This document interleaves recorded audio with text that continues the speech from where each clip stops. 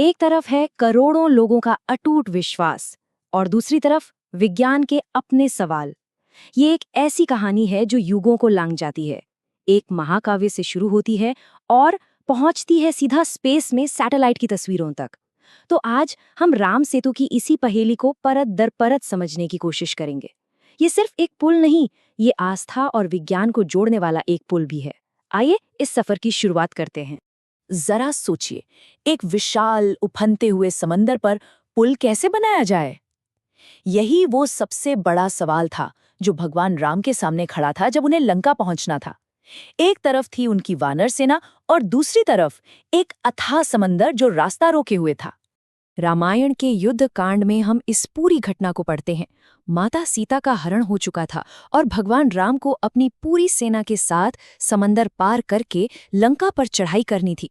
लेकिन ये तो लगभग नामुमकिन लग रहा था।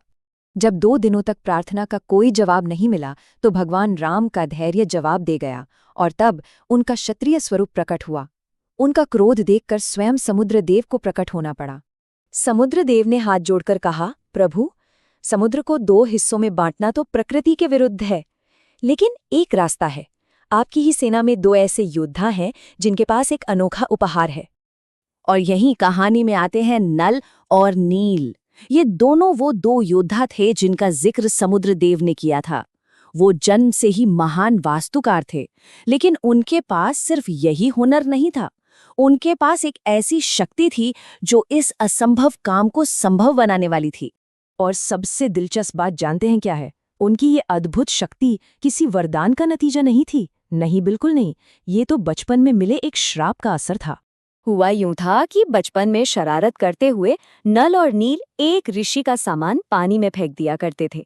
इससे नाराज होकर ऋषि ने उन्हें श्राप दे दिया कि आज के बाद तुम जो भी चीज पानी में फेंकोगे वो डूबेगी नहीं, तैरती रहेगी।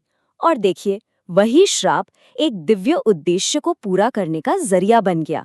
भगवान राम ने इसी श्राप को पुल बनाने का आधार बना लिया। और आपको जानकर हैरानी होगी कि वाल्मीकि रामायण के अनुसार ये विशाल पुल सिर्फ 5 दिनों में बनकर तैयार हो गया था। जी हाँ, सिर्फ 5 दिन। कहा जाता है कि पूरी वानर सेना इस काम में जुट गई थी। हाँ, यहाँ एक बात पर गौर करना जरूरी है। ग्रंथ में इसकी लंबाई काफी ज्यादा बताई गई है, जबकि आज जो ढांचा हमें दिखता है वो करीब 48 किलोमीटर का है।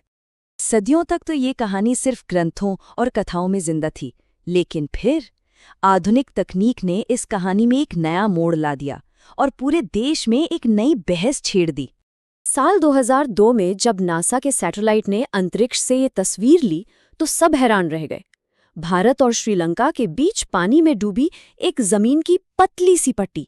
सवाल उठने लगे, क्या ये वही राम सेतु है? क्या हमें रामायण काल का एक ठोस सबूत मिल गया है? इस पर नासा का बयान भी आया। उन्होंने बस इतना कहा कि ये एक प्राकृतिक बनावट है जो अंतरिक्ष से साफ दिखाई देती है। उन्होंने न तो इसे राम सेतु माना और न ही नकारा। उनके इस गोलमोल जवाब ने इस बहस को और हवा दे दी। और यहीं से आस्था और विज्ञान के बीच की वो बहस शुरू होती है। वैज्ञानिक इस बनावट के पीछे की वजह तलाशने में जुट गए। चलिए अब जरा देखते हैं कि साइंस इस बारे में क्या कहता है। देखिए, 2 मुख्य थ्योरीज हैं। एक थ्योरी कहती है कि ये पूरी तरह से प्राकृतिक है, मतलब एक सैंडबार जो हजारों सालों में समुद्री लहरों और रेत के जमा होने से बना है। लेकिन दूसरी थ्योरी थोड़ी अलग है। कुछ वैज्ञानिकों का मानना है कि यहाँ जो पत्थर और चट्टानें मिली हैं वो उस जगह की हैं ही नहीं, उन्हें कहीं और से लाकर यहाँ रखा गया है। और यहीं पर मामला और भी ज्यादा उलझ जाता है। ये एक ऐसी गुत्थी है जिसने वैज्ञानिकों को भी चक्कर में डाल दिया है। देखिए, स्टडीज में ये सामने आया कि पुल में जो पत्थर ऊपर हैं वो करीब 7000 साल पुराने हैं, लेकिन जिस रेत पर ये पत्थर टिके हैं वो सिर्फ 4000 साल पुरानी है। अब सवाल तो यही उठता है कि ज्यादा पुराने पत्थर कम पुरानी रेत के ऊपर आखिर आए कैसे? ये तो उल्टी बात हो गई। तो ये वैज्ञानिक पहेली इस कहानी को और भी पेचीदा बना देती है। और अब ये कहानी सिर्फ इतिहास या विज्ञान तक ही सीमित नहीं रही। आज के दौर में ये एक बड़ा सामाजिक और राजनीतिक मुद्दा बन चुकी है, जहां विकास और विरासत दोनों आमने सामने खड़े हैं। इसकी शुरुआत हुई 2005 में, जब सेतु समुद्रम प्रोजेक्ट का प्रस्ताव आया। इसका मकसद था बड़े जहाज़ों के लिए एक छोटा रास्ता बनाना, लेकिन इसके लिए राम सेतु के कुछ हिस्सों को तोड़ना पड़ता। इसके बाद तो पूरे देश में विरोध प्रदर्शन हुए और मामला सुप्रीम कोर्ट तक पहुंच गया। सालों की बहस के बाद आखिरकार सरकार को वादा करना पड़ा कि वो इस ढांचे को नुकसान पहुंचाए बिना कोई दूसरा रास्ता तलाशेगी। तो इतनी सारी रिसर्च और बहसों के बावजूद राम सेतु आज भी एक रहस्य ही है। बहुत से ऐसे सवाल हैं जिनके जवाब अभी भी तलाशे जा रहे हैं।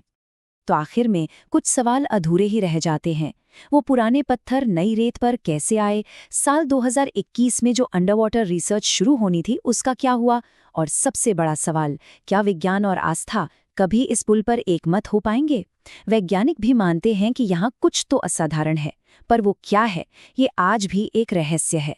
तो अंत में सवाल वहीं का वहीं है, राम सेतु क्या है? आस्था का चमत्कार जिसे नल और नील जैसे शिल्पकारों ने बनाया, या फिर प्रकृति का एक अजूबा जिसे हजारों साल लगे बनने में, या फिर शायद